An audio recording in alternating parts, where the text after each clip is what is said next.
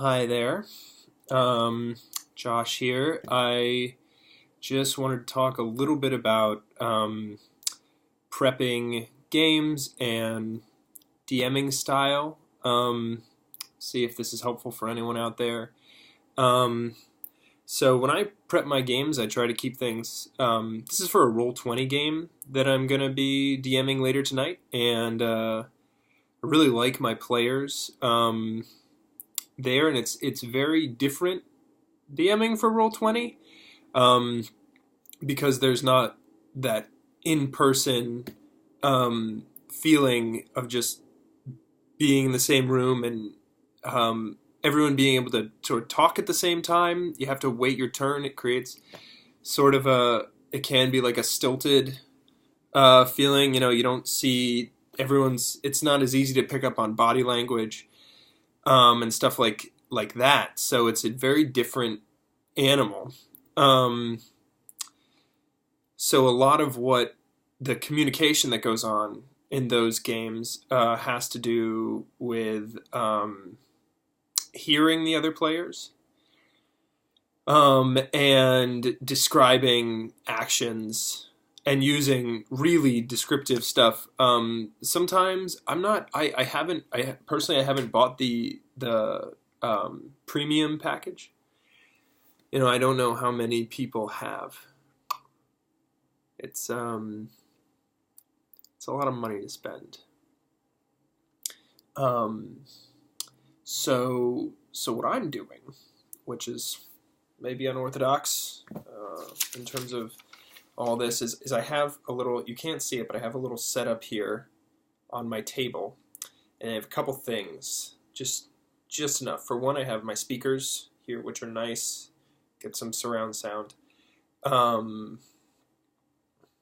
That can be useful to have. Also, notebook, which it's right in front of me right now, but I think I'd rather have it here on the side. I like to keep this area directly in front of me. It's maybe like 2 feet by a foot, I don't know, give or take, of space that I can keep totally clear. I can use that for rolling dice or for approximating miniatures. So yeah, so it's useful to have that, even if your players can't see where their miniatures are, because it's theater of the mind, and I I personally don't like it when everyone is crouched in on their screen and staring at it. I like it more that it feels like we're all in the same room together. Um, and if we were all in the same room, it'd be a little awkward if we were all staring at our tablets the whole time, I think, um, as we play. So I push that aside. I try and create a feeling of being in the same space as everyone else. It takes imagination to do this. It's a little bit like how an actor has to pretend that the camera is not there or that there's no audience when they're connecting with a scene partner. Um, so that's what I strive to do, and I feel like if I provide that, my players hopefully will catch on, pick up that that's how we're playing, you know. And occasionally they'll doodle on their computer or they'll go look something up, and that's fine, just so long as we're all kind of leaning back instead of like staring at the screen and reading stuff and not connecting with each other. So what else do I use? I really don't use that much. I have 3 sets of dice. Each set I have 2d20s in, so I can roll disadvantage and stuff.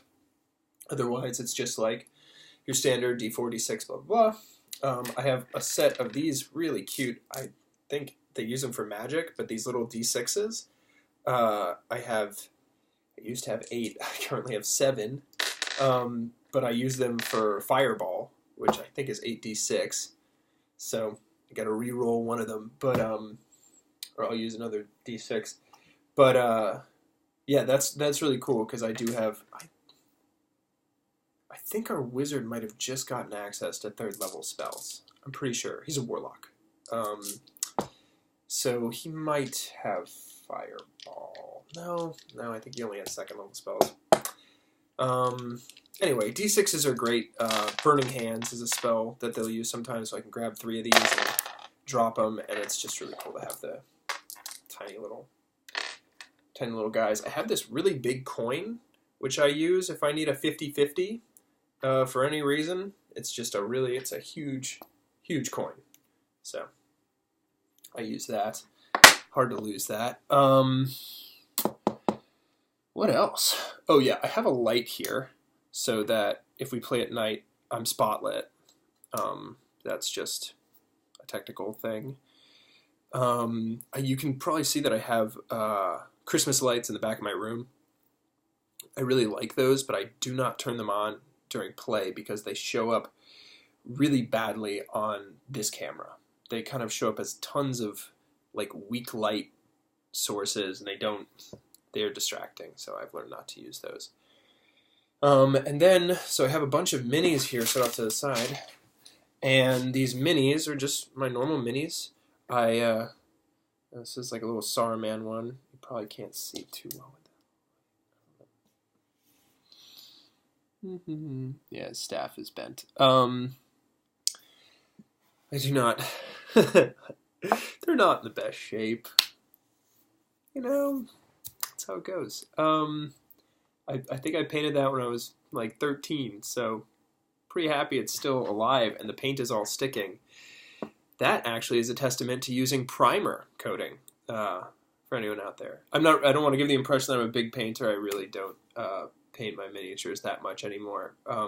Actually, I've had success with one recently. I painted this little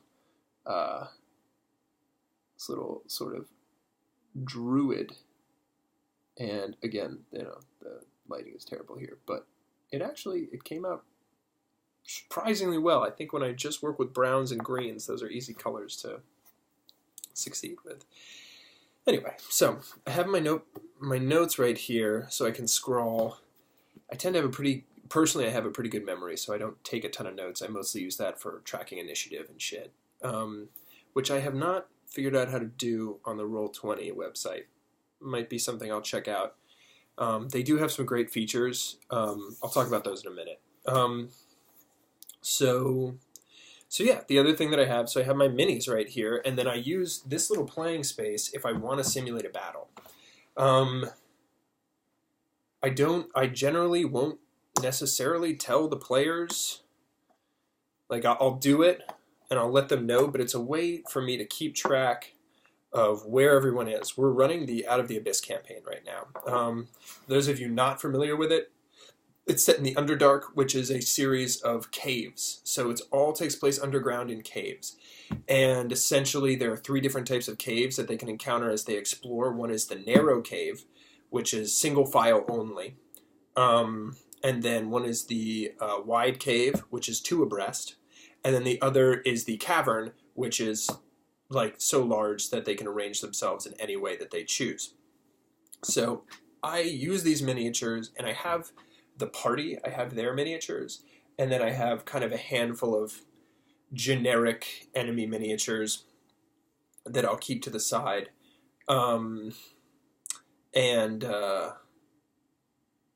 Yeah, that's pretty much it. So it just helps when I'm running a battle, basically. So I can focus on the narration, I can focus on all the other stuff that has to happen for a battle to happen, the role-playing, the attitudes of a monster, the attitudes of the players, the way the battle is panning out, who's winning, who's losing, where could a sneak attack come from, how is that going to play out, what about environmental stuff. There's going to be a lot of things that I'm going to be tracking as we do that. And for the most part, I try and keep myself numbers light, but the rules are important. So I work on making sure that those are super clear.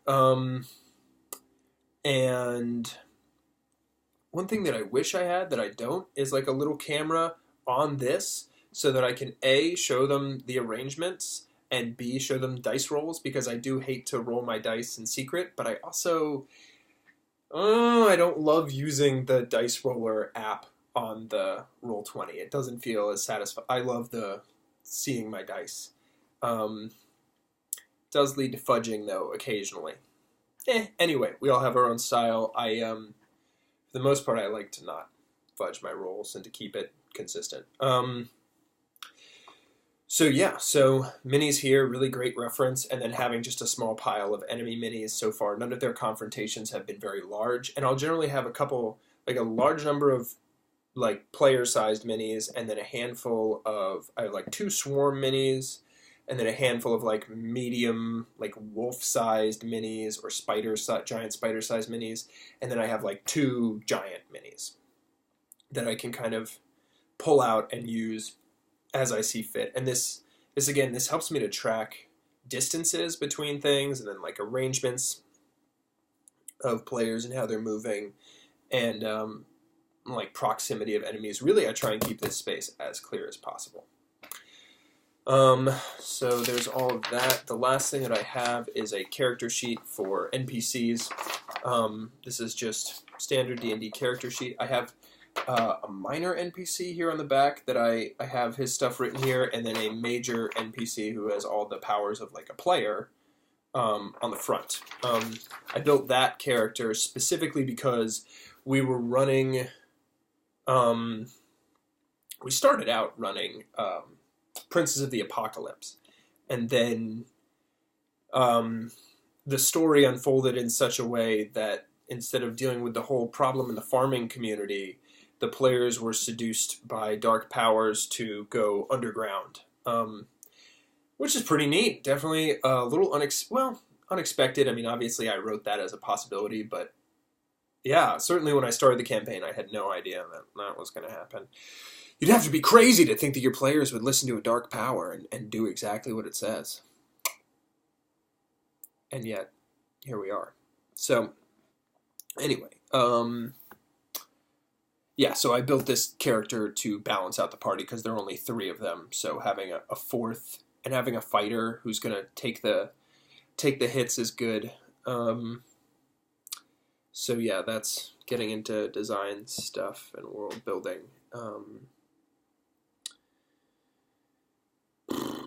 So the Roll20 website, I use this pretty extensively. I think it's totally awesome that it exists.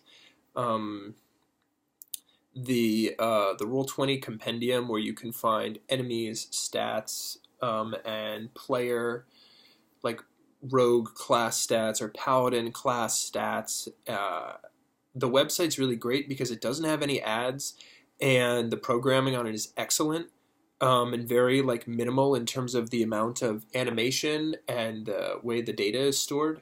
So things pop up incredibly quickly. It is the quickest and most reliable site for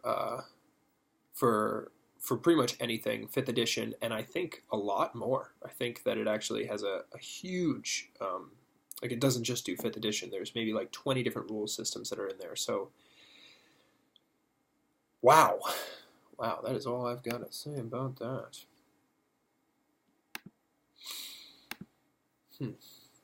So, in terms of the Roll20 website, the things that I use are... Yeah, so it's great to have the audio. Being able to use the little audio section and pick songs or environmental effects and use those to set the mood. That's great. I mean, that's amazing that I can do that and pump it into my players' speakers. I think it's really immersive, and it does not take a lot of effort. It's really fun. Then there's a lot of kind of specific things that you can do with Roll20. It's hard to go into all the details, but I will say that for tonight's session, what I'm using, I'm using like a hexagonal grid, and the grid, I changed all the colors on it from being white with black grid lines to a black with neon green grid lines, which kind of feels like darkness, evil, creeping lair, which is very much the mood of this campaign. And I put all my players onto that sheet. All they see is a giant, I mean, like, we're talking like 70 by 50 empty grid of hexagonal tiles. And I've told them that the distance between each tile is a full day's travel, with random encounters and needing a ration of food. And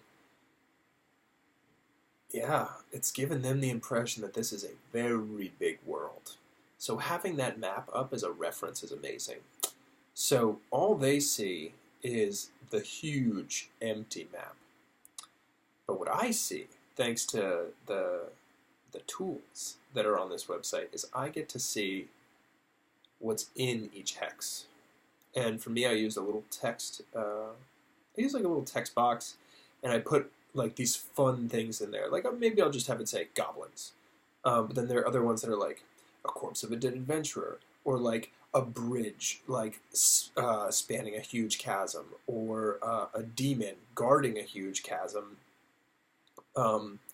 who is instructed to carry people over the chasm, but provokes them so he won't have to. And towns are noted on there, just like all these little places they can see, and I kind of free-form building the Underdark as we go, and it is really exciting to draw borders and boundaries. Like this is like where the fungal forest starts, for example. There's like 6 or 7 tiles that like you can see the border of the forest, and it'd be like, wow, it's a 60-mile border. You know, that's a huge forest. Or like having a river that snakes and meets at the head of like a city. And the landscape takes on this really detailed, fleshed out tone. So this technique is great, and it's made it really easy for me to track their movements, to see where they've been and where they're going, and to actually place dungeons in this map on certain tiles.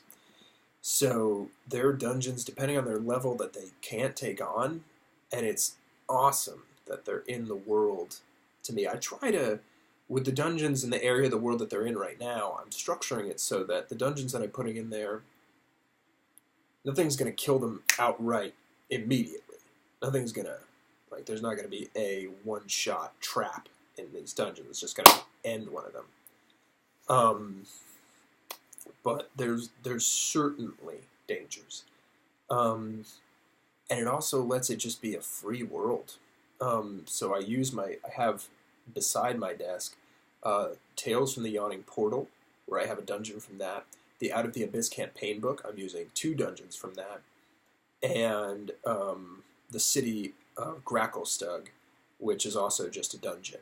And then I have the City of Gracklestug, I have the City of Slubladop, or town, and then I have the town of Neverlight Grove and the City of Blingdenstone also mapped out on this at much larger distances from where they are right now. So there's this really awesome, like, I don't know where they're going to go, and I love that they have the freedom to go anywhere. Luckily, they have guides. None of the characters are Underdark natives, so they would have no way of navigating to these places, but even the guides can get lost. So that's just a part of the game, and it's been awesome.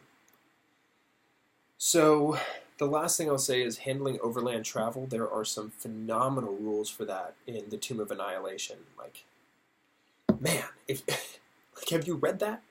It's It's so smart. It's so smart. They have uh, if you want to move at a fast pace, you can do that, and then there's a 50-50 chance, we flip a coin, that they just get to travel an extra tile on a given day if they move at a fast pace. So it's a risk, which is, oh, what's going to happen? Are they going to do it? Are they not?